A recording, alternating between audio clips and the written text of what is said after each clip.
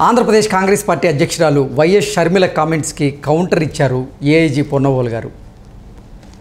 షర్మిల తన రాజకీయ లబ్ధి కోసం నన్ను బలిపశువుని చేస్తున్నారని, నిరాధారమైనటువంటి ఆరోపణలు షర్మిల నా మీద చేస్తున్నారు అంటూ ఆయన స్పందించినటువంటి నేపథ్యంలో ఈ అంశానికి సంబంధించి మనతో మాట్లాడేందుకు ప్రముఖ రాజకీయ విశ్లేషకులు కృష్ణకుమారి గారు మనతో ఉన్నారు. మేడంతో మాట్లాడండి. మేడం నమస్తే. మేడం నమస్తే. మేడం, షర్మిల గారి కమెంట్స్కి ఏఐజీ పొన్నవోలు గారు కౌంటర్ ఇచ్చారు. షర్మిల గారు నిరాధారమైనటువంటి ఆరోపణలు నా మీద చేస్తూ ఉన్నారు. అసలు తన రాజకీయ లబ్ధి కోసం, తన రాజకీయ జీవితం కోసం నన్ను బలిపశువుని చేస్తున్నారు అంటూ కూడా ఆయన ఈరోజు ప్రెస్ మీట్ పెట్టి వాపోతున్నారు. ఏంటి మేడం, ఆయన ప్రెస్ మీట్ని మనం ఎలా చూడాలి, ఆయన కమెంట్స్ని మనం ఏ విధంగా చూడాలి అంటే ఏం చెప్తారు? పొన్నవోలు సుధాకర్ రెడ్డి ఏంటో పాత విషయాలు మనకి ఇప్పుడు ఆయన చెప్పుకున్నాడు. మామూలుగా అయితే మనకు తెలిసే అవకాశం ఉండేది కాదు. ఎందుకంటే మనము ఏదో ఒక సందర్భం వస్తే తప్పితే గతంలోకి వెళ్ళాం. మనం వర్తమానంలో ఉంటాం, లేదంటే భవిష్యత్తు గురించి ఆలోచిస్తాం. పదే పదే గతంలోకి మనం ఎందుకు వెళ్ళం కదా. అసలు పొన్నవోలు సుధాకర్ రెడ్డి పిటిషన్ వేశాడు అనే సంగతి ఇప్పుడు పొన్నవోలు సుధాకర్ రెడ్డి చెప్పుకున్నాడు. అంటే గుమ్మడికాయల దగ్గర ఎవరంటే బుధాలలో పడుకున్నట్టు అసలు పొన్నవోలు గారి పేరు కూడా వెత్తలేదు షర్మిల గారు, కానీ పొన్నవోలు గారే బయటకు వచ్చి నేనే అన్నట్లుగా. అవును, అది ఎందుకు వచ్చిందంటే షర్మిలను టార్గెట్ చేయాలి అని అనుకుని చూసినప్పుడు ఆ టార్గెట్ చేసే ప్రాసెస్లో వీళ్ళు టార్గెట్ అయిపోతున్నారు. ఇది ఇవాళ కొత్త కాదు. ఓకే, వీళ్ళు ఈ పొన్నవోలు సుధాకర్ రెడ్డి మొదటిసారిగా ప్రపంచానికి బాగా తెలిసింది ఎక్కడ అంటే చంద్రబాబు నాయుడు కేసులో. ఓకే, చంద్రబాబు నాయుడు జైల్లో పెట్టిన సందర్భంగా ఢిల్లీ వెళ్ళి లోకేష్ ఢిల్లీలో ఇంగ్లీష్ ప్రెస్ తోటి మాట్లాడుతున్నాడని, నేషనల్ మీడియాతో మాట్లాడుతున్నాడని వీళ్ళకి భయం వేసింది. ఇప్పుడు జగన్కి ప్రెస్ మీట్లు పెట్టే అలవాటు లేదు, ప్రెస్తో మాట్లాడే అలవాటు లేదు.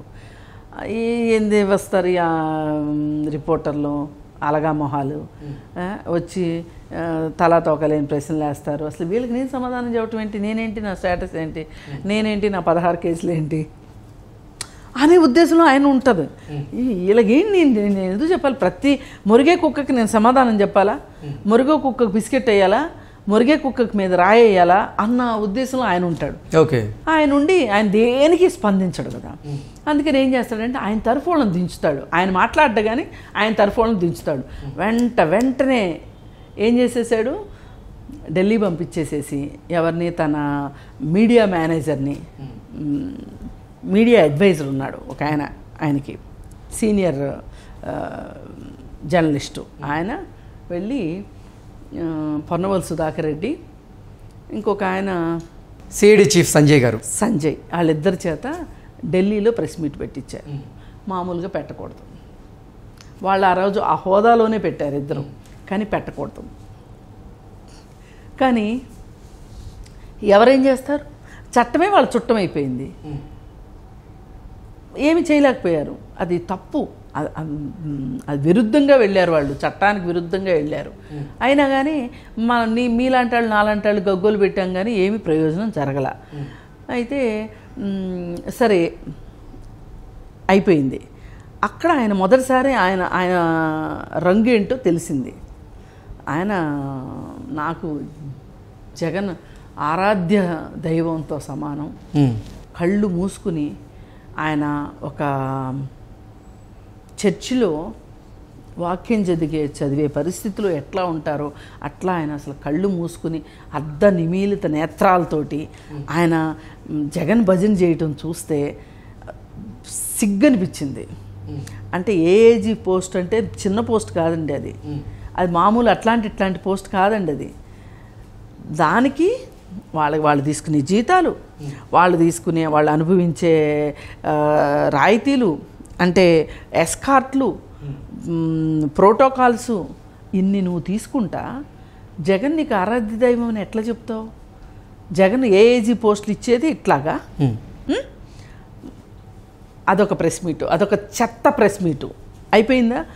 ఇప్పుడు సందర్భం ఏమొచ్చింది, షర్మిల మాట్లాడుతూ మీరందరూ సోనియా గాంధీ మా నాన్న పేరు ఛార్జ్షీట్లో చేర్చింది అని సోనియా గాంధీ మీద చాలామంది కోపంగా ఉన్నారు. కాదు, సోనియా గాంధీ కాదు ఛార్జ్షీట్లో చేర్చింది, జగన్మోహన్ రెడ్డి చేర్పించాడు, ఛార్జ్షీట్లో ఆ పేరు వచ్చేలాగా చేశాడు అని చెప్పి ఆమె ఒక ముక్తాయింపు ఇచ్చి ఊరుకుంది. అయ్యేసరికి ఆమె ఒక ముక్క చెప్పి వదిలేసరికి ఇక వీళ్ళు వచ్చి చేట భారతం ఇప్పారు. ఎవరు? పొన్నబోలు వచ్చి ఏమంటాడు పొన్నబోలు, పిటిషన్ వేసింది నేనే, అప్పుడు నాకు అసలు జగన్ ఎవరో తెలియదు, నాకు అసలు జగన్కి నాకు సంబంధాలే లేవు, అమ్మ తోడు అని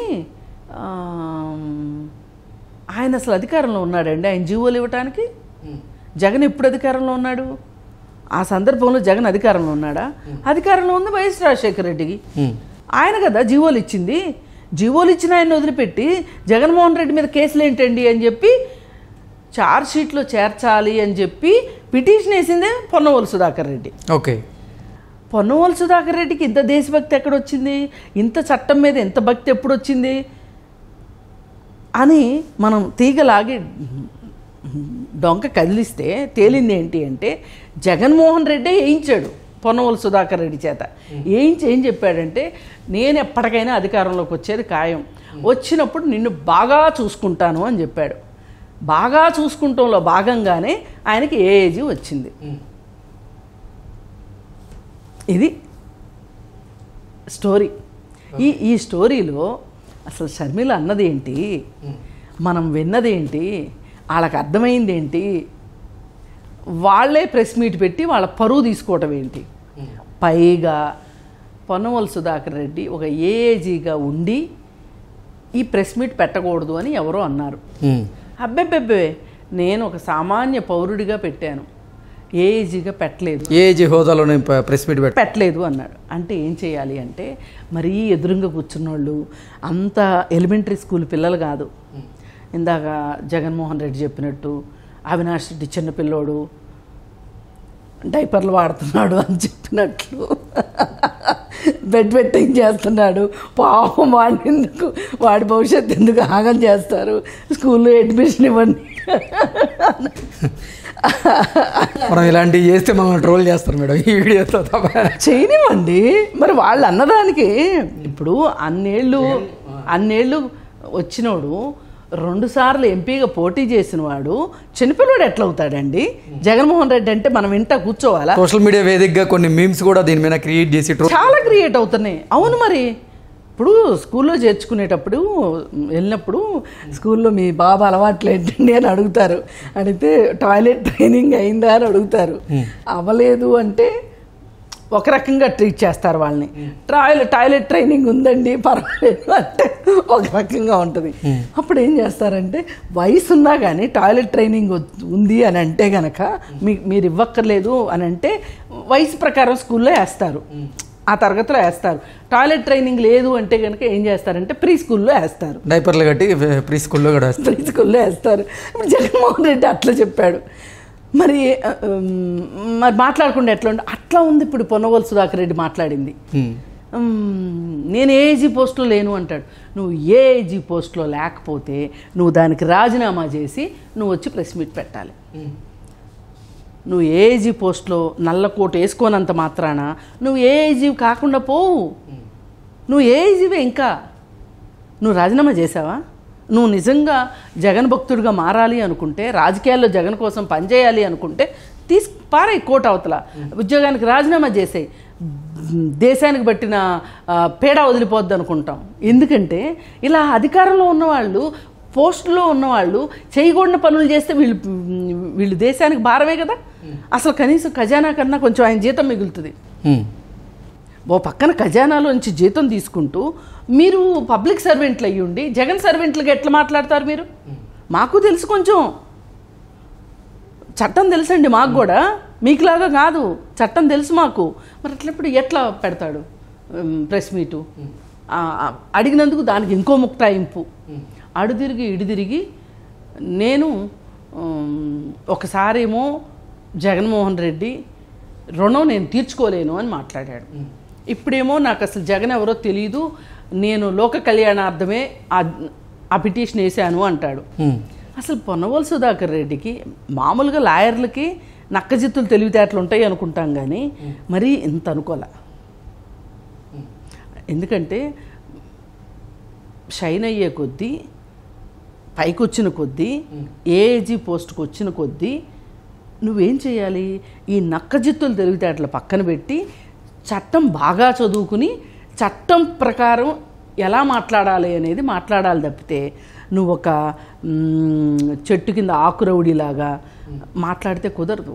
నువ్విచ్చిన స్టేట్మెంట్లనే నువ్వు కాంట్రడిక్షన్ చేసుకుంటున్నావు, నిన్ను నువ్వే ఖండించుకుంటున్నావు.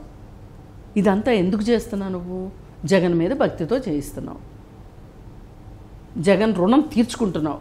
ఓకే, మీకు అంత బాగా రుణం తీర్చుకోవాలి అనుకుంటే గనక మీ చర్మం వలిసి చెప్పులు గుట్టించి ఇచ్చుకోండి జగన్మోహన్ రెడ్డికి, కానీ చట్టాన్ని మట్టుకు అపహాస్యం పాలు చేయొద్దు. ఇది చట్టం. ఈ సందర్భంగా చాలా గట్టిగా చెప్పదలుచుకున్నది ఏంటి అంటే, మీ డ్రామాలకి చట్టాన్ని వాడుకోవద్దు. Okay okay madam, thank you so much. Thank you.